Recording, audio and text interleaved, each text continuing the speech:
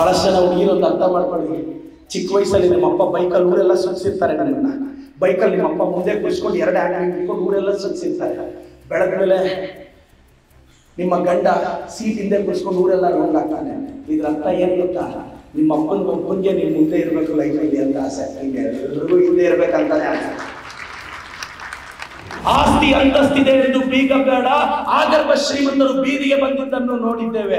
ಸೋತು ಸುಣ್ಣವಾಗಿದ್ದೇನೆಂದು ಹೆದರಬೇಡ, ಸೋತು ಸುಣ್ಣವಾಗಿ ಸಾಮ್ರಾಜ್ಯ ಕಟ್ಟಿದವರನ್ನು ನೋಡಿದ್ದೇವೆ. It's all about the game of the mind. Satish ನಾನು ನಂತರ ನಾನು ಹೇಳಿದೆ ಆಗ್ತೀನಿ.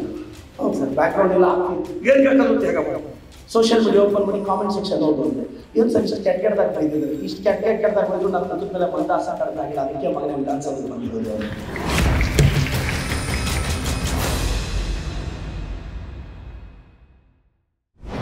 ಭಾಳಷ್ಟು ಜನ ಹುಡುಗಿರು ಒಂದು ಅರ್ಥ ಮಾಡ್ಕೊಳ್ಳಿ. ಚಿಕ್ಕ ವಯಸ್ಸಲ್ಲಿ ನಿಮ್ಮಪ್ಪ ಬೈಕಲ್ಲಿ ಊರೆಲ್ಲ ಸುತ್ತಿರ್ತಾರೆ. ನಿಮ್ಮನ್ನ ಬೈಕಲ್ಲಿ ನಿಮ್ಮಪ್ಪ ಮುಂದೆ ಕೂರಿಸ್ಕೊಂಡು 2 ಹ್ಯಾಂಡ್ ಇಟ್ಕೊಂಡು ಊರೆಲ್ಲ ಸುತ್ತಿರ್ತಾರೆ.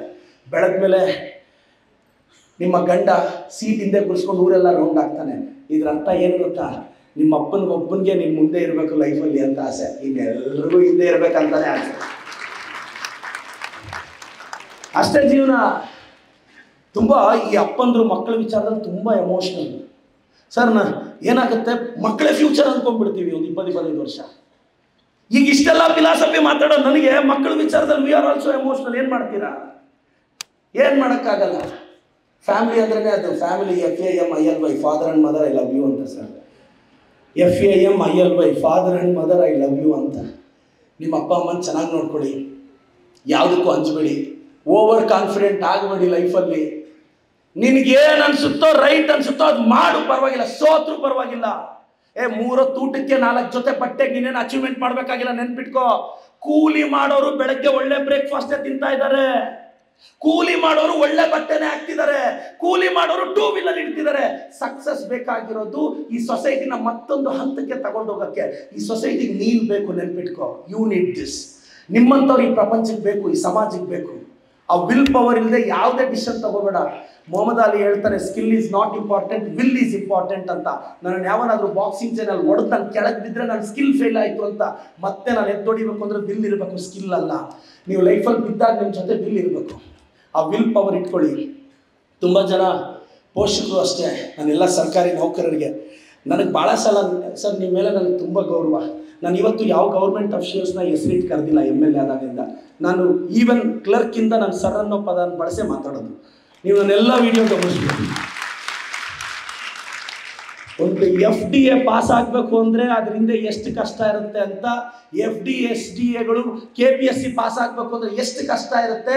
ಟೀಚರ್ ಎಂಟ್ರೆನ್ಸ್ ಬರೆಯೋಕ್ಕೆ 2-3 ವರ್ಷ ಕಷ್ಟಪಟ್ಟು ಆ ಎಕ್ಸಾಮ್ಗಳು ಓದಿ ಎಷ್ಟು ಕಷ್ಟ ಅಂತ ನನಗೆ ಗೊತ್ತು. ನಾನು ಒಂದು ಹಳ್ಳಿ ವಿಸಿಟ್ ಹೋಗ್ತೀನಿ ಸರ್ 6 ಗಂಟೆಗೆ ಬೆಳಗ್ಗೆ. ಪಾಪ ನನ್ನ ಜೊತೆ 34 ಗೌರ್ಮೆಂಟ್ ಅಫಿಷಿಯಲ್ಸ್, ಅದರಲ್ಲಿ 7 ಜನ KS ಕ್ಯಾಡರ್. ಪಾಪ ಯಲಂಕ ಬೆಂಗಳೂರಲ್ಲಿ ಮನೆಗಳು ಮಾಡ್ಕೊಂಡಿದ್ದಾರೆ. ನಾನೊಂದು ಆರ್ಡರ್ ಮಾಡಿದ್ರೆ ಪಾಪ ಕಷ್ಟ ಅವ್ರಿಗೆ. 3:30-4ಕ್ಕೆ ಎದ್ದು 6 ಗಂಟೆಗೆ ಅಲ್ಲೆಲ್ಲೋ ಬಾರ್ಡರ್ ಚಿಕ್ಕಬಳ್ಳಾಪುರದಲ್ಲಿ ನನ್ನ ಜೊತೆ ಬಂದು ಚಾಪೆ ಮೇಲೆ ಕೂತ್ಕೊತಾರೆ. ಭಾಳ ಕಷ್ಟ. ಈಗ ನಾವು ಹೆಂಗೂ ಪೊಲಿಟಿಷಿಯನ್ಸು ನಾವು ಪ್ರಾಮಿಸ್ ಮಾಡಿದ್ದೀವಿ, ಜನಕ್ಕೆ ಮುಂದೆ ಹೋಗಲೇಬೇಕು. ಆದರೆ 34 ಆಫೀಸರ್ಸು ಬರೋದಿದೆ ಅಲ್ಲ. ಒಂದು ಸಲ ಒಬ್ಬರು 1/4 ಗಂಟೆ ಲೇಟಾಗಿ ಬಂದರು. ಅವ್ರದ್ದು ವಿಚಾರ ಇತ್ತು. ನಾನು ಕೇಳಿದೆ, ಏನು ಸರ್ ಅಂದರೆ, ಇಲ್ಲ ಸರ್ ನನ್ನ ಮಗಳು ಅಡ್ಮಿಟ್ ಆಗಿದ್ಲು, ಅವಳಿಂದ ಚಿಕ್ಕ ಮಗು, ಅವ್ರು ಮತ್ತು ನಿಮ್ಮ ಪ್ರೋಗ್ರಾಮ್ ಮುಗಿಸ್ಕೊಂಡು ಹೋಗೋಣ ಅಂತ ಹೇಳಿದೆ. ಇದೊಂದು ಮೆಸೇಜ್ ಹೇಳ್ಬಾರ್ದ ಸರ್ ನಾನು ಅಂತ. ನಿಮ್ಗೆ ಹೆಂಗೆ ಕಮ್ಯುನಿಕೇಟ್ ಮಾಡೋದು ಅಂದರೆ ತುಂಬ ಸ್ಯಾಕ್ರಿಫೈಸ್ ಇರುತ್ತೆ. ನೀವು ಸ್ಯಾಲ್ರಿ ನಾವು 30,000 40,000 50,000 ಎಷ್ಟು ಕೊಡ್ತೀವೋ ಸರ್ಕಾರದಿಂದ ಗೊತ್ತಿಲ್ಲ. ಇವತ್ತೇನಾದರೂ ಒಂದು ವ್ಯವಸ್ಥೆ ನಡೀತಿದೆ ಅಂದರೆ ನಿಮ್ಮಿಂದ. ನಾವೇನಿದ್ರು ಟೆಂಪರರಿ, ನೀವೇ ಪರ್ಮನೆಂಟ್. ಅಂದರೆ ನನ್ನ ಸ್ಪೀಡ್ ನೋಡ್ತಿದ್ರೆ ನಾನು ಪರ್ಮನೆಂಟ್ ಅನ್ನಿಸ್ತೀನಿ. ನಾನು ಪರ್ಮನೆಂಟ್. ನಾನು ನಿಮಗಿಂತ ಒಂದು 15 ವರ್ಷ ಲೇಟಾಗಿ ರಿಟೈರ್ಡ್ ಆಗ್ತೀನಿ ಅಷ್ಟೇ. 60ಕ್ಕೆ ಆಗೋದು ನಾನು ಒಂದು 75-80ಕ್ಕೆ ಆಗ್ತೀನಿ. ಯಾಕೆಂದರೆ ಕಾನೂನು ನಾವೇ ತರೋದ್ರಿಂದ ಪೊಲಿಟಿಷಿಯನ್ಸ್ಗೆ ಏಜ್ ಲಿಮಿಟ್ ಫಿಕ್ಸ್ ಮಾಡೋದು ಕಷ್ಟ. ನಾನೆಲ್ಲ ಪೋಷಕರಿಗೂ ಎಲ್ಲ ತಾಯಂದಿರಿಗೂ ಎಲ್ಲರಿಗೂ ಹೇಳೋದಿಷ್ಟೇ, ಸೌಂದರ್ಯವಿದೆ ಎಂದು ಬೀಗ ಬೇಡ, ಮೋನಾಲಿಸಾ ಮಣ್ಣಾಗಿದ್ದನ್ನು ನೋಡಿದ್ದೇವೆ. ಆಸ್ತಿ ಅಂತಸ್ತಿದೆ ಎಂದು ಬೀಗ ಬೇಡ, ಆಗರ್ಭ ಶ್ರೀಮಂತರು ಬೀದಿಗೆ ಬಂದಿದ್ದನ್ನು ನೋಡಿದ್ದೇವೆ. ಸೋತು ಸುಣ್ಣವಾಗಿದ್ದೇನೆಂದು ಹೆದರಬೇಡ, ಸೋತು ಸುಣ್ಣವಾಗಿ ಸಾಮ್ರಾಜ್ಯ ಕಟ್ಟಿದವರನ್ನು ನೋಡಿದ್ದೇವೆ. It's all about the game of the mind. ಬಾಗ್ನಿವೆಲ್ಲ ಅಂತ ಒಂದು ಫ್ಲವರ್ ಇದೆ ಸರ್. ಈ ಫ್ಲವರ್ ವಿಶೇಷತೆ ಏನು ಗೊತ್ತಾ? ನೀವು ನೀರು ಹಾಕಿದ್ರೆ ಎಲೆ ಬಿಡುತ್ತೆ, ಫ್ಲವರ್ ಬಿಡಲ್ಲ. ನೀವು ನೀರು ಹಾಕ್ಲಿಲ್ಲ ಅಂದ್ರೆ ಅದು ಫ್ಲವರ್ ಬಿಡುತ್ತೆ. ಯಾಕೆ ಗೊತ್ತಾ? ನೀರು ಹಾಕದೇ ಇದ್ದಾಗ ಆ ಬಾಗ್ನಿವೆಲ್ಲ ಫ್ಲವರ್ ಹೇಳುತ್ತೆ ಈ ಸಮಾಜಕ್ಕೆ, ಪುಕ್ಸಟ್ಟೆ ನೀರು ನನಗೆ ಯಾಕೆ ಹಾಕ್ತೀಯಾ, ನಾನು ಬ್ಯೂಟಿಫುಲ್ ಫ್ಲವರ್ಸ್ ಬಿಡ್ತೀನಿ, ಅದನ್ನ ನೋಡ್ಕೊಂಡು ನೀರು ಹಾಕು, ಪುಕ್ಸಟ್ಟೆ ನೀರು ನನಗೆ ಹಾಕ್ಬೇಕೆ ಅಂತ. ಆಫ್ಟರ್ ಆಲ್ ಒಂದು ಫ್ಲವರೇ ಅಷ್ಟು ಸ್ವಾಭಿಮಾನದಿಂದ ಹೇಳ್ತಾ ಇರಬೇಕಾದ್ರೆ 17, 18, 20 ವರ್ಷ 22 ವರ್ಷ ಬಂದಿರೋ ನಮಗೆ ಯಾಕಂತ ವಿಲ್ ಪವರ್ ಬರ್ತಾ ಇಲ್ಲ? ಇಂಗ್ಲೀಷಲ್ಲಿ 100, ಸೈನ್ಸಲ್ಲಿ 100, ಮ್ಯಾಥ್ಸಲ್ಲಿ 100, ಕೆಮಿಸ್ಟ್ರಿಯಲ್ಲಿ 100. ಯಾರಾದರೂ ಬೀದಿ ಎಂಡಲ್ಲಿ ಒಬ್ಬ ರೋಡ್ ರೋಮಿಯೋ ಒಂದು ರ್ಯಾಗಿಂಗ್ ಮಾಡಿದ್ರೆ ಹೆದರ್ತಾರೆ, ಸ್ಯೂಸೈಡ್ ಮಾಡ್ಕೊಂಡು ಬಿಡ್ತಾರೆ.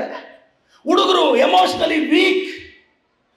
ಒಪಿನಿಯನ್ ಎಲ್ಲರೂ ನಿನ್ನನ್ನು ಒಳ್ಳೆಯವರು ಅನ್ಬೇಕು, ಎಲ್ಲರೂ ಒಳ್ಳೆಯವರು ಅನ್ಬೇಕು, ಹೊಗಳಬೇಕು. ಇದರಿಂದ ಆಚೆ ಬಾ. ಕೆಟ್ಟೋಗಿರೋ ವಾಲ್ ಕ್ಲಾಕೆ ದಿನಕ್ಕೆ 2 ಸಲ ಕರೆಕ್ಟಾಗಿ ಟೈಮ್ ತೋರಿಸ್ತಾ ಇದೆ. ನಮ್ಗೇನಾಗಿದೆ ಲೈಫಲ್ಲಿ? Come out of that illusion. ಇವರು ಒಪಿನಿಯನ್ ಎಲ್ಲ ಪಕ್ಕಕ್ಕೆ ಇಡಬೇಕು. ಈ ಜನ್ರೇಷನ್ ಅಷ್ಟೇ. ಮೊದಲೆಲ್ಲ ಅಷ್ಟೇನು ಇರಲಿಲ್ಲ. ಊರಲ್ಲಿ ಒಂದು ಚಿಕ್ಕ ಅವಮಾನ ಆದರೆ ಅದೇ ದೊಡ್ಡದು. ಈಗ ಸೋಷಿಯಲ್ ಮೀಡಿಯಾ ಯಾರು ಹೆಂಗೆ ಬೇಕಾದರೂ ಬೈಬೋದು. ನನ್ನನ್ನೊಬ್ಬ ಉತ್ತರ ಕರ್ನಾಟಕದ ಹುಡುಗ ಬಂದು ಕೇಳ್ದೆ, ಸರ್ ಪ್ರದೀಪ್ ಸರ್ ನಾನು ನಿಮ್ಮ ಥರ MLA ಆಗ್ತೀನಿ ಅಂತ. ನಾನು ಅವ್ನು ಹೇಳಿದೆ, ಆಗ್ತೀಯ ಅಂತ. ಹೌದು ಸರ್, ಬ್ಯಾಕ್ಗ್ರೌಂಡ್ ಎಲ್ಲ ಆಗ್ತೀನಿ, ಏನು ಬೇಕಾದರೂ ತ್ಯಾಗ ಮಾಡ್ತೀನಿ. ಸೋಷಿಯಲ್ ಮೀಡಿಯಾ ಓಪನ್ ಮಾಡಿ ಕಾಮೆಂಟ್ ಸೆಕ್ಷನ್ ಓದು ಅಂದೆ.